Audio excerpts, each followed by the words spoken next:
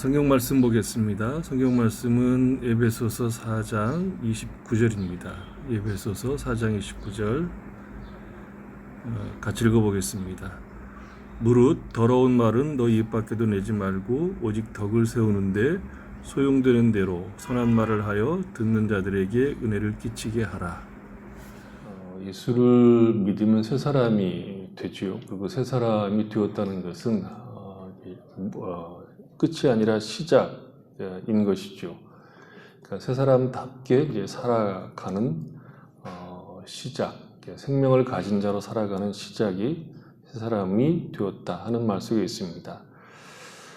사도 바울은 새 사람이 어떻게 살아야 되느냐, 그 구체적인 이제 내용으로서 거짓을 버리고 참된 것을 말하는 것, 분을 내어도 죄짓지 않고 또 원수를 갚으려고 하지 않는 것, 그러니까 도적질하지 않고 자기 손으로 일해서 선한 일을 하는 것, 이렇게 얘기를 했습니다. 오늘은 더러운 말을 입 밖에도 내지 말고 오직 덕을 세우는데 소용되는 선한 말을 해서 은혜를 끼치게 하라 하는 것을 살펴보려고 합니다. 새 사람으로 살아가는 것이 종교적 행위가 아니라는 것을 꼭 기억해야 됩니다. 그러니까 말하자면 새 사람으로서 살아가는 것이 하루에 성경 몇 장 읽고 몇 분 기도하고 이런 것으로 규정하지 않고 있다 하는 것을 아는 것이 굉장히 중요한 기초가 됩니다. 그러니까 새 사람으로 사는 일은 나 아닌 상대가 있다는 것을 전제하고 있습니다. 일반적으로 종교라고 하는 것은 자기를 수양하는 것, 내면을 갈고 닦는 문제로 보지요. 하지만 기독교 신앙은 나의 내면을 닦는 것이 목표가 아니라 이웃 앞에서 새 사람으로 살아가는 것이 이제 신자로 부름받은 이유입니다. 청렴, 청빈, 사심이 없음과 같은 것들이 중요한 가치이긴 하지만 기독교 신앙은 자기 수양이 궁극적인 목적이 아니라 이웃을 사랑하는 것으로 나타내야 한다는 것입니다. 그래서 새 사람으로서의 훈련은 이웃 앞에서의 삶의 내용으로 거짓을 버리고 분을 내지 않는 것이고 도적질하지 않는 것이고 더러운 말을 버리고 선한 말을 하는 것입니다. 갈라디아서 5장 13절에서 바울이 이런 얘기를 합니다. 형제들아, 너희가 자유를 위하여 부르심을 입었으나 그러나 그 자유로 육체의 기회로 삼지 말고 오직 사랑으로 서로 종노릇하라. 온 율법은 내 이웃 사랑하기를 내 자신같이 하라 하신 한 말씀에서 이루어졌나니. 그러니까 신앙은 결국 사랑으로 서로 종노릇하는 것입니다. 서로 종노릇할 수 있는 자리로 가는 것이 새 사람이 가야 할 길이라는 것이죠. 그리고 교회는 새 사람인 우리가 사랑으로 종노릇하는 것을 훈련하는 곳입니다.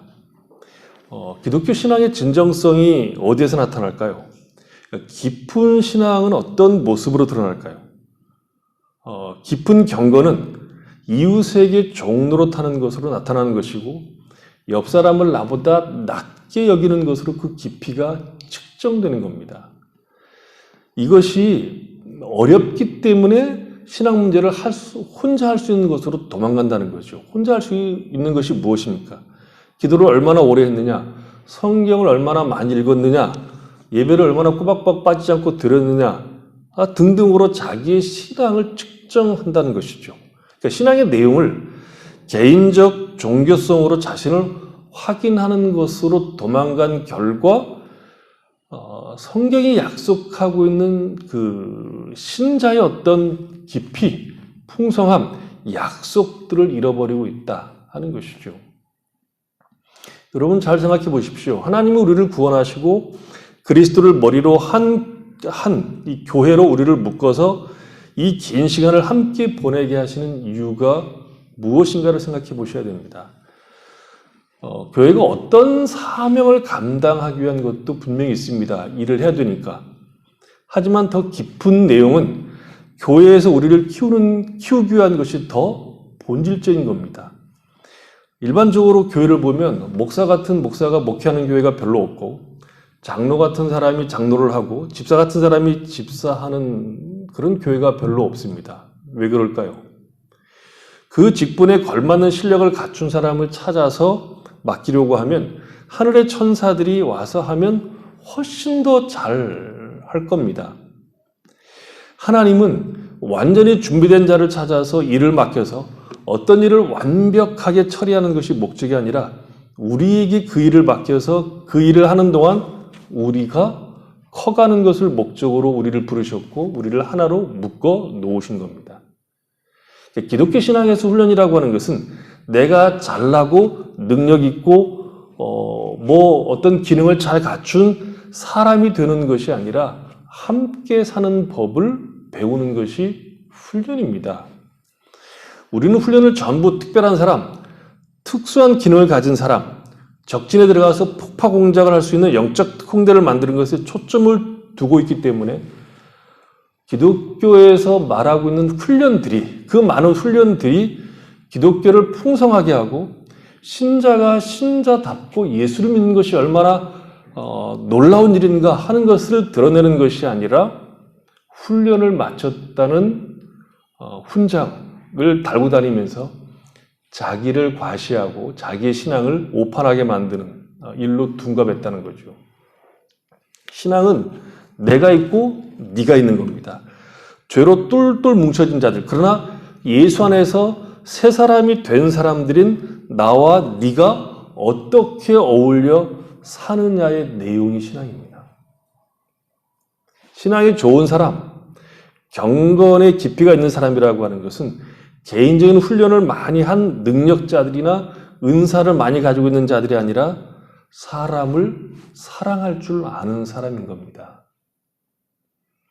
하나님이 선인과 악인에게 해와 비를 똑같이 주듯이 원수에게도 하나님의 마음으로 다가갈 수 있는 사람으로 우리가 부름을 입었고 그 길을 가는 것을 신앙으로 산다라고 얘기하는 것이고 그 길을 기쁨으로 가는 것을 신앙이 좋은 것이다라고 얘기하는 겁니다.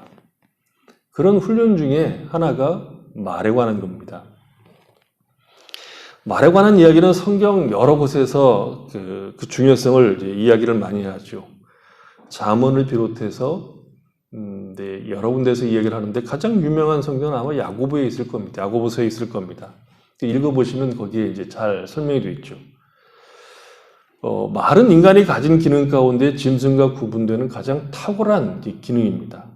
내가 누구인가, 내가 무슨 생각을 하고 있는가를 말로 하죠. 그래서 말의 중요성, 말이 가진 탁월함은 굳이 설명할 필요가 없을 정도입니다. 동시에 말이 가져오는 화도 우리는 역시 잘 알고 있습니다. 그래서 경험적으로도 말을 잘하는 것, 때에 맞게 적절한 말을 하는 것이 얼마나 어려운가를 우리가 이제 알고 있습니다.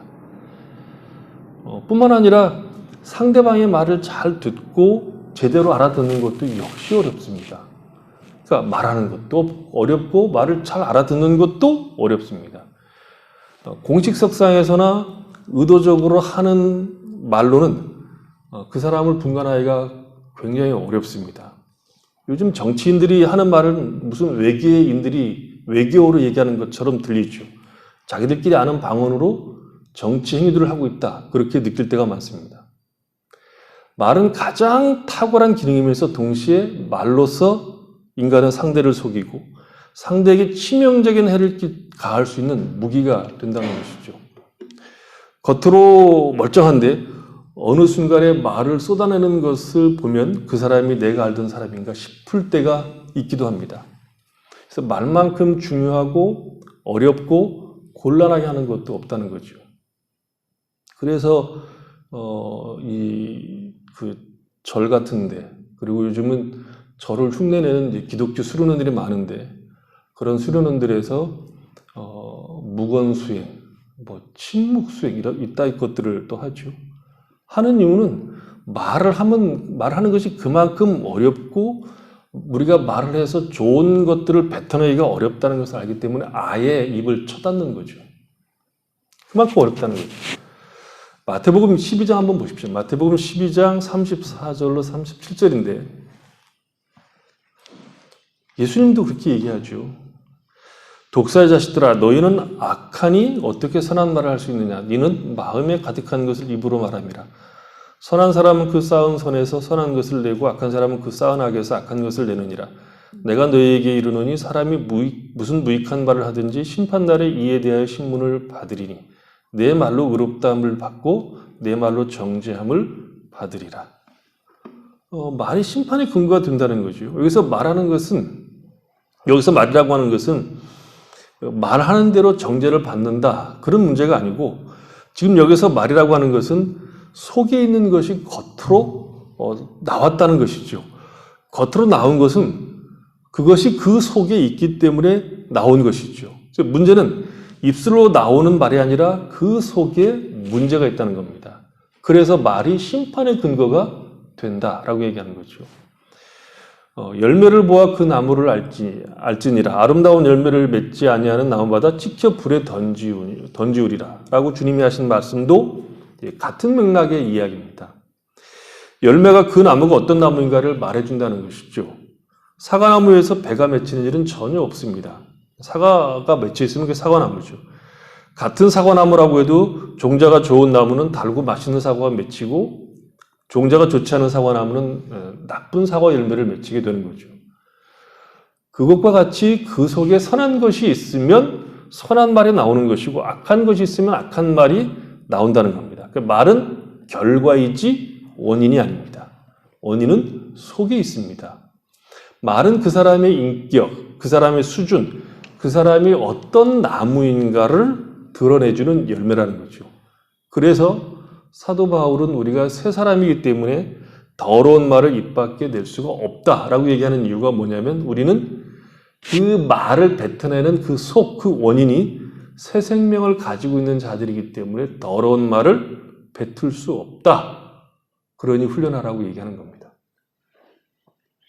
더러운 말이라고 하는 것은 썩은 혹은 쓸모없는 말을 의미합니다. 하지만 본문에서 보면 덕을 세우는데 소용되는 선한 말과 대조가 되죠. 말하자면 더러운 말이라고 하는 것은 욕짓거리나 괴악한 말들이 포함되어 있지만 덕을 세우는데 소용되는 선한 말이 아닌 모든 말은 더러운 겁니다. 말 그 자체는 흠잡을 곳이 없고 또 괜찮은 말처럼 보이지만 덕을 세우는 것이 아니라면 그것은 곧 더러운 말이라 그런 뜻입니다. 덕을 세워서 은혜를 끼치는 말이 아닌 것들은 쓸모없는 말입니다. 은혜를 끼친다는 것은 종교적인 용어들, 예수님, 하나님, 이런 종교적인 용어들을 이렇게 뒤섞어서 하는 것이 아니라 하나님의 자녀로서 하나님의 간섭과 내가 하나님의 통치 아래서 살아가는 하나님의 사람으로 인생을 살아가는 속에서 나오는 말을 의미합니다. 그러니까 더러운 말이나 욕이나 이런 것들은 도덕적이고 윤리적인 차원에서 하는 얘기가 아니라 예수를 믿는 사람들이 예수를 믿는 사람으로 살아가는 이 세상에서 하나님의 간섭과 통치 속에서 살아가는 동안에 그의 통치 안에서 뱉어내는 말들을 의미하는 것이죠. 더러운 말이 구체적인 것이 그러면 뭔가 예를 들어서 이런 겁니다. 공부를 꽤 잘한다는 소문이 난 어떤 집 아들이 시험 운이 좋지 않아서 그런 사람이 있잖아요. 공부는 잘하는데 시험을 보면은 이상하게 이렇게 쫄아서 그랬는지 어떻든지 그래서 시험을 못 보고 좋지 않은 성적을 내는 경우들이 이제 주변에 종종 있죠. 그래서 공부를 잘한다고 소문났는데 좋지 않은 대학, 좋지 않은 과에 이제 들어가는 것이죠. 그런 대학이 있는지는 모르겠지만 그런 곳을 다니게 됐습니다. 그 이야기를 들은 어떤 부인이 이제 이렇게 얘기를 하는 것이죠. 내 딸이 다니는 학교에서 반에서 꼴찌에서 두 번째 하는 애도 그 대학에 들어갔다. 그 학교 다닌다. 이렇게 말하는 것이 더러운 말입니다. 꼴찌 하는 애도 들어가는 대학에 들어간 것을 보니까 잘난 척하던 대개 아들도 꼴찌라 하고 그렇게 매긴 거죠. 더러운 말이라고 하는 것은 욕짓거리와 같은 이야기를 하는 것이 아니라 상대방을 묵사발을 만들고 싶어서 하는 말입니다. 요즘 말로 하면 은근히 매기는 것들 있잖아요. 은근히 매기는 것들. 그런 말들이죠. 이런 식의 이야기는 우리가 흔히 듣기도 하고 또 하기도 하죠. 내가 너보다 낫다는 식의 말은 다 여기에 포함되는 겁니다. 더러운 말이란 욕이 아니라 쓸모없는 말이고 자신을 증명하기 위해서 다른 사람들을 묵사발내는 교묘한 말을 의미합니다. 우리가 교회에 모여서 이런 얘기를 하고 있는지 살펴볼 필요가 있습니다. 근데 우리가 이 말을 잘하고 싶은데 잘 못할까요? 답은 죄 때문에 그렇습니다. 구체적으로 하자면 죄는 우리 마음속에 연약한 부분, 곧 잘난 척하고 싶은 마음, 자존심을 건드려서 밖으로 이 더러운 말을 뱉게 한다는 거죠. 하나님의 은혜 아래 있지 않고 내가 잘난 사람이 되어서 대접을 받고 싶은 것에 항상 죄가 역사합니다. 욥기를 보면 이 문제가 등장하죠. 욥기의 그 욥하고 친구들의 이야기를 잘 읽어보면 아마 교회에 사는 대화의 대략일 수도 있습니다. 욥이 고난을 받게 되는 것은 욥에게 원인이 없다라고 욥기 1장에서 전제를 깔고 이야기를 합니다. 욥기 1장에 보면 욥에 대해서 자세하게 설명하는데 설명하는 이유는 뭐냐면 욥은 그 죄로 인해서 고난을 받는 사람이 아니다. 고난을 당할 이유가 없다라고 1장에서 길게 설명을 하는 겁니다. 욥이 그럼에도 불구하고 욥이 고난을 당하자 그의 친구들이 찾아와서 욥을 위로하죠. 그러나 그들의 위로는 욥의 상처에 소금을 뿌리는 격이 됩니다. 욥의 친구들의 논리는 오직 한 가지입니다. 네가 지금 이런 어려움을 당하는 것을 보니까 죄를 지어서 벌 받는다. 그 이야기를 여러 가지 방식, 전통을 꺼내서 얘기하고 또 자기가 꾼 꿈을 꾸어서 얘기하고 자기가 받은 계시라고 해서 얘기를 하고 어떻든 여러 방식으로 그 욥을 향해서 이야기를 하지만 결론은 빨리 회개하고 하나님의 용서를 구해라. 그러면 너는 산다라는 것이 친구들이 하고 있는 결론입니다. 이 이야기를 무지막지하게, 무지막지하게 밀어붙이는 겁니다. 욥은 인간이 죄인인 것은 맞지만 지금 내 문제, 지금 내가 이것을 당하고 있는 이 문제는 죄의 값, 인과응보로 다 풀어낼 수 없는 어떤 문제에 내가 걸려있다. 그렇게 얘기를 합니다. 하나님께서 그 이유에 대해서 답을 해주시지 않아서 내가 잘 모르겠지만 지금 내가 겪고 있는 이 고난은 인과응보라는 그 법칙으로는 답을 풀어낼 수 없는 내용이기 때문에 나는 하나님께 호소한다. 하나님이 내게 이야기해 줬으면 좋겠다라고 이야기를 합니다. 욥기의 가장 중요한 줄거리는 인생의 문제, 인간의 문제는 인과응보가 기둥 같은 줄거리지만 그것으로 신자의 모든 인생을 풀어낼 수 없다 하는 이야기를 하고 싶어 하는 겁니다. 하나님은 그보다 더 크다 하는 것을 얘기하는 것이죠. 그러니까 죄인이지만 이 고난을 당할 죄를 짓지 않았다는 겁니다. 그래서 답답하다, 힘들다, 아우성을 치는 것이 욥입니다. 욥의 친구들은 무슨 소리냐, 무슨 개소리냐, 죄 지었으니까 죄값을 받는 것이 아니냐 하는 것입니다.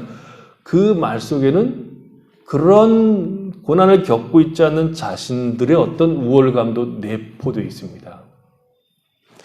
율법주의, 곧 죄 때문에 이 고난을 당한다. 그러니 회개하라는 이 주장은 맞는 이야기처럼 들리지만 자신은 거기에 포함되지 않았다 하는 자기 우월성이 포함되는 경우들이 허다합니다. 그래서 욥이 뭐라고 얘기냐면 니들 내 친구 맞냐? 친구가 이렇게 힘들면 입 닥치고 얼마나 힘들까를 이해되는데 겨우 한다는 소리가 그 소리냐? 심지어 이렇게까지 얘기합니다. 잘 들어보십시오. 욥이 어떻게 얘기하는가? 그러나 이제는 나보다 어린 것들조차 나를 우습게 여기네. 예전에는 그 어린 것들의 애비들이 내 양떼를 지키는 개나 붙들고 있었는데 말일세. 독설입니다. 이런 독설도 없습니다. 그러니까 욥의 이 독설 같은 이야기 속에는 욥의 친구들이 욥을 위로한 것이 아니라 자신들은 옳고 욥은 틀렸다는 것이고 그간에 욥이 누렸던 명성은 아무것도 아니었다는 것에 대한 공격을 하고 있는 것에 대한 욥의 반응인지도 모릅니다. 누가 옳았죠? 욥이 옳고 친구들이 틀렸다고 하나님이 말씀하십니다. 욥기에 나오는 대화가 우리가 종교로 포장해서 일상적으로 하는 대화일 수 있습니다. 욥의 편에 서는 것이 아니라 욥을 공격하는 친구들처럼 대화하는 것을 더럽다고 그러는 겁니다.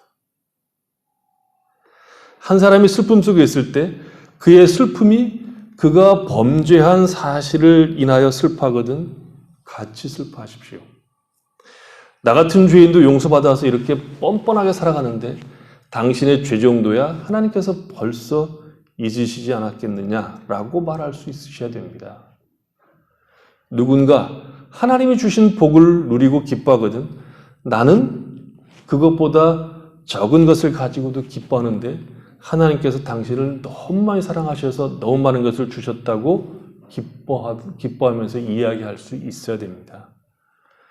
누가 기도하는 은사가 있거든 당신은 참 좋겠다. 기도를 그렇게 오랫동안 열심히 잘할 수 있어서 좋겠다. 하나님과 그렇게 속을 터놓고 얘기할 수 있어서 얼마나 좋겠느냐라고 이야기할 수 있어야 됩니다. 누구는 기도 안 하고 펄펄 날아다니면서 교회 봉사는 다 하고 다니는 사람이 있으면 당신은 하나님의 손과 발이 되어서 얼마나 신나시겠냐고 소용되는 대로 선한 말을 하셔야 됩니다. 좋은 말을 하라는 뜻이 아닙니다. 나를 증명하기 위해서 상대방을 깎아내리지 말라는 겁니다. 좋은 말을 할 수 없거든 그냥 입을 꾹 닫고 있으면 됩니다. 우리가 살아오면서 경험하는 것 중에 하나가 사람은 말로 고쳐지는 존재가 아니라는 것이 확실하다는 겁니다. 자식도 말로 고쳐지지 않습니다. 자식이 내 말을 잘 듣는 자식이 있다고 하면 그냥 복 받은 줄 아시고 가만히 계십시오. 없습니다. 잔소리로 듣지 안 고치십니다. 이 왼수들이. 심지어 인간은 하나님의 말씀을 들어도 안 고칩니다. 그것을 알고 충고 같은 것들을 해야 됩니다. 누군가에게 충고하고 싶으면 열심히 기도하고 그 다음에 하셔야 됩니다. 긴 충고를 할 것 같으면 금식을 하든지 뭘 하든지 그러고 나가서 이야기를 해야 된다는 거죠. 말하자면 내가 우월감을 가지고 나는 너와 다르다는 것을 증명하기 위해서 하지 말고 그리스도 예수의 마음을 가지고 사랑과 인내와 온유한 마음을 가질 수 있을 때 해야 합니다. 그래도 보장 못합니다. 가장 좋은 방법은 내가 가지 않고 기도만 했는데 알아서 고쳐지는 것이 최고죠. 그렇죠? 사람을 통하여 하는 것은 서로에게 힘들 수 있습니다. 충고하는 사람도 힘들고 충고를 받는 사람도 힘들고 그럴 수 있습니다. 그래서 우리가 해야 될 일이라고 하는 것은 말을 할 때마다 내 속에 있는 것을 꺼내 놓을 것이 아니라 성령 하나님께 맡기고 그리스도 예수에게 맡기고 하나님의 성품에 맡겨서 그분이라면 이 자리에서 어떻게 이 사람을 위로할 것이고 인내케 할 것이고 힘 주실 것이고 진리의 길로 그의 걸음을 옮겨 그의 결정을 바꾸게 하실 것인가를 늘 생각하면서 말이 나와야 한다는 거죠. 물론 말이라고 하는 것은 그 자체를 포함해서 우리의 행위, 나의 나된 존재, 그 자체를 다 포함해서 다 말입니다. 말은 혀로만 하는 것이 아니죠. 눈빛으로도 말을 할 수 있고 입술로도 몸짓으로도 말을 할 수가 있습니다. 그러니까 지금 이 성경이 요구하는 이 더러운 말을 하지 말라는 것은 다른 것도 힘들지만 우리가 마땅히 순종하기에 너무 어려운 겁니다.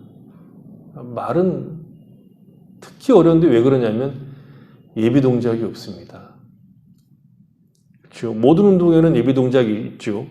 뭐 공을 차도 발을 뒤로 빼고 난 다음에 찬다든지 뭐 그렇게 되는 건데 말은 생각도 하기 전에 벌써 튀어나옵니다. 말같이 빠른 것이 없습니다. 말은 발도 없는데 하룻밤에 천리를 간다 하는 것이 옛날부터 전해오는 이야기들 아닙니까? 아침에 다카에서 아 했는데 요즘은 말보다 더 빨라서 아침에 다카에서 아 했는데 오후에 서울에서 너 다카에서 오전에 아 했다며 이렇게 또 들려오는 것이 요즘이죠. 기막힐 노릇이죠. 이 어려운 문제를 우리가 풀어야 하고 훈련해야 되는데 약간의 도움이 되는 지침이라는 것이 있습니다. 잘 된다는 보장은 없지만 알고 있으면 나름 통제가 되는 지침이죠. 먼저 우리의 대화는 언제나 스스로 통제할 수 있어야 한다는 거죠. 우리는 대화를 하는 것을 보면 허겁지겁한다는 느낌이 듭니다. 듣는 사람은 별로 없고 너나 나나 말만 하는 것 같다는 거죠. 우리의 대화가 점점 예능 프로그램 수준으로 가는 것 같습니다. 예능에서는 다른 사람이 말하는 것을 치고 들어와야 자기 분량을 이제 차지해서 먹습니다. 그것과 같이 우리가 대화하는 것은 아닌가 싶다는 거죠. 신자는 언제나 생각하고 그 다음에 이야기할 수 있어야 됩니다. 예능처럼 말을 치고 나오는 이유는 단 한 가지죠. 자기중심적, 자기를 드러내고자 하는 마음 때문입니다. 내가 중심이 되고자 할 때, 나를 과시하고자 할 때 우리는 옛사람의 사고방식이 튀어나오게 되어 있습니다. 새 사람은 사실은 자기를 주목하는 것에서 벗어나는 사람들이죠. 새 사람은 다른 사람을 배려하는 사람들입니다. 내가 누구인가를 늘 생각할 수 있어야 한다는 거죠. 우리는 옆에 있는 사람들과 함께 가는 자들이고 같이 가는 자들입니다. 혼자 하는 신앙은 100점일 수 있습니다. 그러나 신앙은 둘이 같이 해서 100점을 맞이하는 거죠. 교회가 어떤 곳이라고 생각합니까? 쉽게 생각하면 교회라는 곳은 나 같은 놈들이 모이는 곳이 교회입니다. 나 같은 놈. 나 같은 놈이 어떤 놈입니까? 아직 덜 된 인간이죠. 아직 완성이 안 된 불안정한 인간입니다. 그런 사람들이 모이는 곳이 교회입니다. 예수를 믿고 모이는 곳이 교회입니다. 그래서 마음에 안 드는 사람도 있고 한 대 뒤통수 펴주고 싶은 사람도 있고 얼마나 얄미운지 가서 한번 확 꼬집었으면 좋겠다 싶은 사람도 있는 곳이 교회입니다. 그런 꼴들이 보기 싫어서 나 혼자 하는 것, 나 혼자 하는 것을 잘하는 것이 잘하는 신앙이 아니라 그런 사람들을 받아주고 인내하고 들어주고 용서하는 것이 신앙입니다. 우리가 늘 놓치는 것이 내가 누구인가를 잊어버리는 거죠. 내가 어떤 사람으로 부름받았는가를 자꾸 잊어버립니다. 우리는 예수 믿는 새 사람입니다. 한 몸으로 부름을 입은 사람들입니다. 또 중요한 것은 속에 있는 것이 밖으로 나온다면 결국 우리가 훈련해야 되는 중요한 지점은 우리의 속사람일 겁니다. 우리의 속사람을 진리로 채워야 비로소 거기에서 진리로 말미암아 다듬어진 것들이 우리의 입으로 나올 가능성이 높겠죠. 일반적으로도 문학을 깊이 한 사람들 그런 건 아니지만 일반적으로 문학을 깊이 한 사람들, 그러니까 문학이라고 하는 것이 인간 이야기고 그 인간이 얼마나 불완전한지, 얼마나 완벽지 못한 그런 죄의 모습을 가지고 있는가를 문학들은 이야기하는 거거든요. 그래서 그 문학을 깊이 들여다본 사람들은 인간에 대한 이해가 남다를 수 있고 그래서 좀 이렇게 넉넉해질 수 있는 가능성이 있습니다. 다 그렇다는 건 아니죠. 가만히 보면 또 문학을 한 사람들이 또 독서를 또 퍼부으면 그것만큼 또 예리한 독설도 없죠. 신자들은 우리의 심령을 변화시키고 새롭게 하는 진리에 자꾸 접촉을 하고 그것을 우리 마음에 담고 순종할 때 비로소 선한 말을 할 가능성이 높습니다. 옛날에는 원색적으로 그런 구호들이 있었는데 요즘은 그런 구호들이 너무 원색적이어서 유치하다 싶어서 저도 안 하는 것 같고 우리도 많이 안 하는 것 같습니다. 옛날에는 그런 교회 구호들이 많았죠. 말씀 충만, 예수 충만, 성령 충만 그런 구호들이 제가 청년 때만 해도 모든 교회 거의 모든 구호로 썼죠. 말씀 충만, 예수 충만, 성령 충만 이렇게 충만 이렇게 얘기했죠. 충만이라고 하는 것은 가득한 것을 의미하거든요. 그 가득한 것이 흘러 넘치는 것을 의미하는데 그렇게 흘러나오도록 해야 된다는 것입니다. 우리의 문제는 진리로 우리 자신들을 다루지 않는 데 문제가 있습니다. 선한 말을 하고 덕을 세우는 말을 우리가 만들어낼 수가 없습니다. 우리가 연구한다고 해서 선한 말을 하고 덕을 세울 수 없습니다. 우리 안에 진리로, 예수로, 말씀으로, 성령으로 충만하게 채우지 않으면 우리 입에서 나오는 소리는 더러운 소리일 가능성이 높다는 거죠. 신자가 하는 말은 언제나 지성적이어야 되는 것인데 지성적이라고 하는 것은 통제를 당한다는 의미도 있고 내가 통제를 한다는 것도 있습니다. 그렇게 통제를 당하고 통제를 하려고 하면 진리로 충만할 때 비로소 지성적일 수 있다는 거죠. 주님이 우리에게 경고한 것처럼 입으로 들어가는 것은 배로 들어가서 뒤로 나오기 때문에 문제가 없지만 입에서 나오는 것은 마음에서 나오는 것이기 때문에 악한 것, 살인, 간음 이런 것들이 나온다는 거죠. 신자는 어떤 사람들입니까? 이 마음에 생명이 심겨진 자들입니다. 새 사람이 되었다는 것은 우리 마음에 하나님의 생명이 주어졌다는 것이죠. 그 생명이 생명으로 역사하고 열매를 맺을 수 있는 것은 진리로 그 생명을 키우고 풍성하게 할 때라는 거죠. 선한 말을 하고 싶고 덕을 세우는 말을 하고 싶다면 우리 마음을 선하신 하나님으로 담아야 하고 진리로 가득 채워야 비로소 덕을 세우는 말을 할 준비가 된 겁니다. 경우에 맞는 말을 어떻게 할 수 있습니까? 진리에 대한 깊은 이해, 진리에 대한 신뢰, 순종, 그 진리를 통해서 인간에 대한 이해, 그 인간을 하나님이 어떻게 보시고 어떻게 다루시는가에 대한 이해를 할 때 비로소 우리가 경우에 맞는 말을 간신히 할 수 있을 겁니다. 외국 영화를 보면 가끔 이제 놀라는데, 물론 영화기 때문에 그렇게 하겠죠. 외국 영화 중에 이제 대사들을 하는 거 보면 그 사람들은 목사도 모르는 성경 구절을 그렇게 잘 외우고 있는지, 성경의 어떤 구절을 잘 외우고 있고, 유명한 소설들 가운데 어떤 대목을 가지고 경우에 맞게 이야기하는 것들이 너무 자연스럽게 나옵니다. 속에 들어간 것이 있기 때문에 그렇게 나오겠죠. 결국 더러운 말을 하지 않고 덕을 세우는데 소용되는 선한 말을 해서 은혜를 끼치려고 한다면 우리는 우리 자신이 어떤 사람인가를 알아야 하고 새 사람 된 우리 자신을 진리로 충만하게 채우는 일을 성실하게 해야 비로소 경우에 맞게 선한 말을 할 수 있는 준비가 된다라고 말할 수 있습니다. 진리로 우리 마음을 채우지 않고 세상의 여러 지식이나 지혜나 쓸모없는 것들로 채우면 우리 말은 쓸모없는 것들의 연속일 가능성이 높지요.